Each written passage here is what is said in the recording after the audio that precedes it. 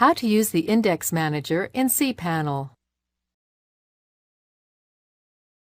This demo assumes you've already logged into cPanel and are starting on the home screen.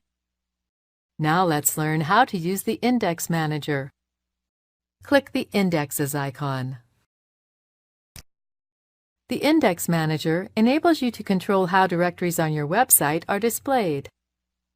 If there is no index.html file in a given directory, the contents of that directory will be listed in a browser. This can cause security issues. With Index Manager, you can set your account up to not allow your directory contents to be shown. Let's set up Index Manager for the client's directory. There are 4 settings to choose from. The default system setting allows the directory contents to be shown. No indexing does not allow directory contents to be shown. Standard indexing prevents browsers from viewing contents of directories that do not contain image files. And fancy indexing prevents browsers from viewing contents of directories that do contain image files.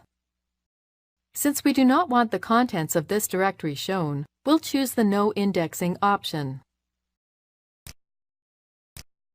That's it. The index settings have been updated, and visitors can no longer view the contents of the client's directory.